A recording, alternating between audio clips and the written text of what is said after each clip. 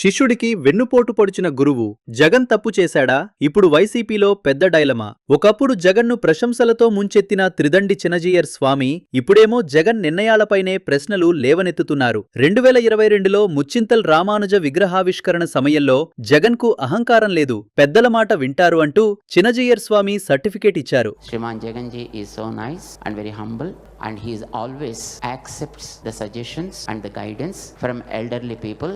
కానీ ఇప్పుడు సీన్ పూర్తిగా మారిపోయింది. అమరావతి విషయంలో జగన్ నిర్ణయం తప్పని చినజీయర్ స్వామి బహిరంగంగానే చెప్పారు. అమరావతి రాజధాని ఏర్పడింది. కొందరు మధ్యలో దీని కంచి తొలగించాలి అని అనుకున్నా తిరిగి మళ్ళీ ఆంజనేయ స్వామి తన రాజధాని నగరం ఇక్కడే ఉండాలి అని అన్నట్టుగా అమరావతి రైతుల పోరాటం దైవబలం వల్లే రాజధాని నిలిచిందన్నారు. ఇప్పుడు ఇదే కామెంట్స్ వైసీపీలో కలకలం రేపుతున్నాయి. స్వామీజీని విమర్శిస్తే హిందూ ఓటు బ్యాంక్ దూరమయ్యే ప్రమాదం, సైలెంట్ గా ఉంటే జగన్ తప్పు చేశాడనే సందేశం ప్రజల్లోకి వెళ్లే ఛాన్స్. ఇప్పుడు ప్రశ్న ఒక్కటే, చినజీయర్ మారిపోయారా లేక నిజంగానే జగన్ తప్పు చేశారా?